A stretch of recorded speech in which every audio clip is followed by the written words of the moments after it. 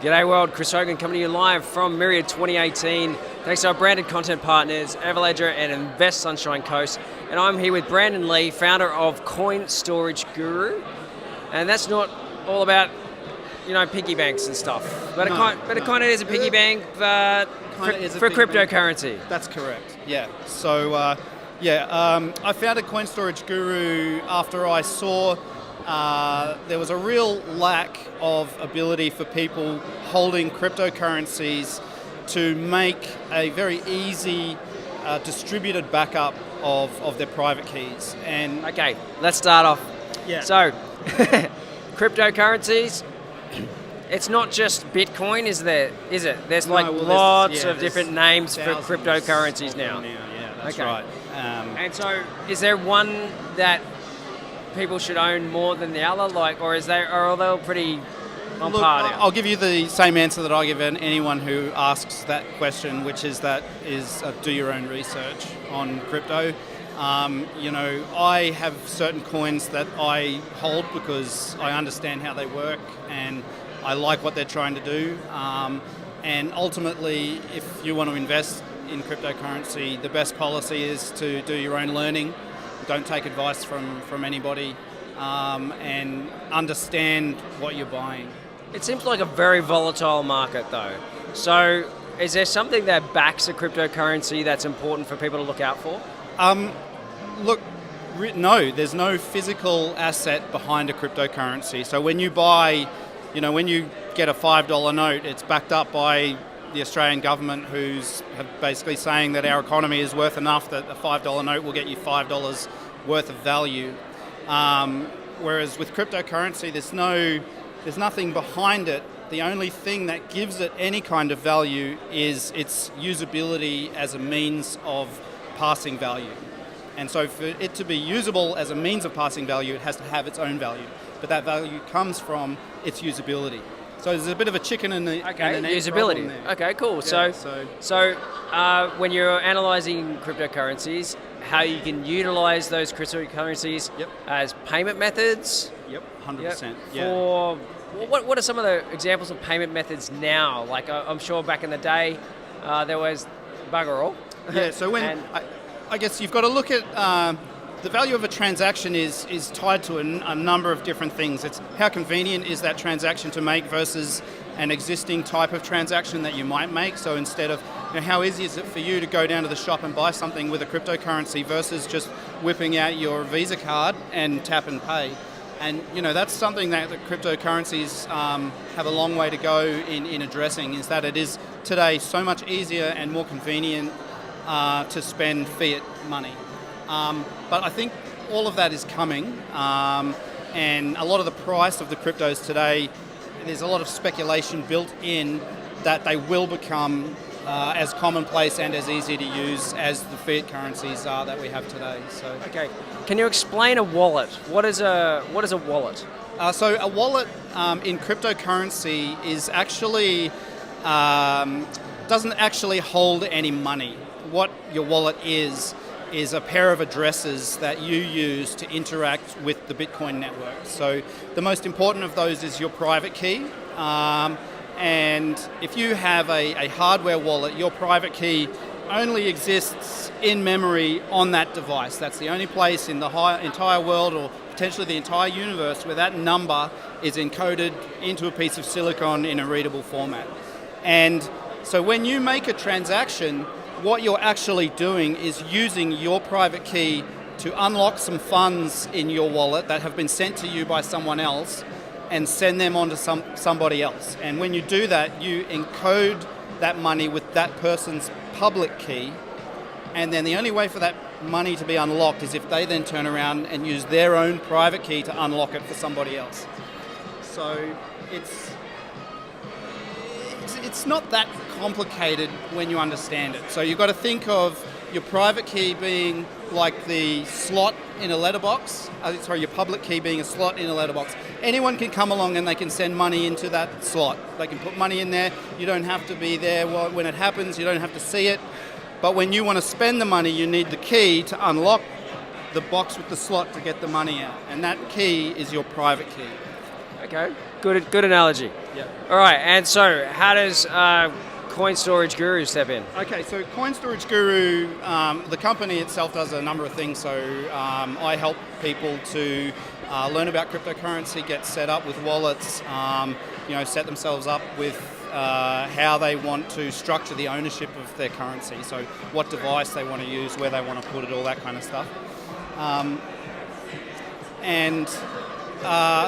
Out of that was born my product, which I call Safe Words.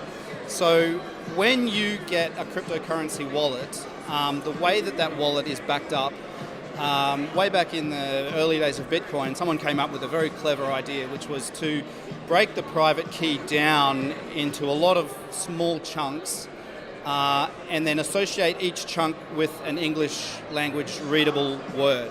So when you get your wallet, it is presented to you, your backup key is presented to you as a list of 24 words. And so anyone who's got a cryptocurrency wallet will remember when they first opened it and plugged it in, it made them write these words down. Now, if you ever lose that wallet or something happens to it and it no longer works, the only way to recover the funds is to take that key, that number that was stored in that wallet, and replicate it on another wallet. And so that's what the words enable you to do, is by, instead of having to remember, I think a Bitcoin address is something like a 75 or 80 digit long number, is a really, really good luck remembering really that big number. So what you can do instead is literally type the words in. And I've done it myself, it works, it's quite easy to do. And unicorn firegrass. Yeah, well, actually, it's a list of words. There's a predetermined list of words, and you're only allowed to use. How many words? 2,056. And then so, because it's an 11-bit number, and 11 bits is 2,056 words or 2,056 characters? Words. So there's 2,056 words, and the words are chosen for quite specific reasons. So the first four letters of each word are unique. They're all specifically well-known English language words. There's no swear words. There's no anatomy words. So I have to remember all of those words? No, you don't have to remember anything. What you have to do is write them down, and then you have to remember where you kept the record.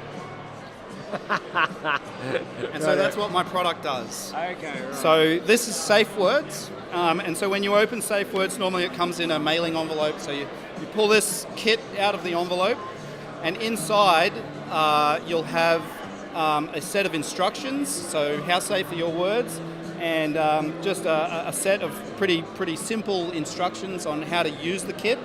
And then what you get is 3 cards, and what you'll see is that on each card, and it's a little bit difficult. I don't think people are going to be able to see it, so that's fine. Sure. On each card, you basically write down 2 out of 3 sets of the words, and so you'll see on each card that a different part of the solution is missing. And that's done in such a way that if you lose one of the 3 cards, the other 2 cards together has enough information to recover your password. And also, if you lose your wallet, you only need to access 2. So if you've got one that's in a particularly difficult place to access, like in a bank vault or something like that, you don't need to get that out in order to recover your wallet. As long as you've got one card and there's another one somewhere, say at your mum's house or someone, you can actually call your mum, because this does not have the entire key, so she can't actually do anything with the information on this. You can call your mum and say, hey mum, crack open that envelope and just read out words 1 to 8 or whatever, whichever ones you're missing. It seems very amusing to me that we still require physical assets to control a cryptocurrency. Yeah, I know that sounds funny, but it's so crucial to understand that only the physical security of your private key actually protects the wealth that it stores. So say for instance, if you took a photo of these cards and decided, I'm going to store these on Dropbox, well, if someone was ever able to hack into Dropbox and look at that photo, and I don't know about you, I'm sure nothing against Dropbox, but I'm not trusting them with all of my money. Just send it to your friends on WhatsApp. It's all encrypted. Yeah, mate. that's right. Just snap it on Twitter. That's perfect. No, WhatsApp. It's encrypted. Yeah. So anyway, once you've filled these cards out, you actually get these little storage envelopes. You put each postcard into an envelope. There's a place there to write which wallet it is that you're storing, and then actually a tamper evidence seal. And so you put one of those over the back of each envelope, and then so you can know with absolute certainty. So these have serial numbers. So there's only one set of 3 stickers in the whole world with Coinstorage Guru and the number 3922. So unless that is stuck to that envelope, when you go to pick it up, you will know that someone has been into your information. And that's probably the most important thing that this product offers, is that zero trust environment. So when you go to your mum's house or your friend's house or wherever this is being kept, and you pull it out and you see that seal is intact, then you know 100% that they've not been in and looked at that. As long as they don't know where more than one of them are, there's nothing that they can really do with that information anyway. So it's just a much safer and more secure way of storing that really crucial information.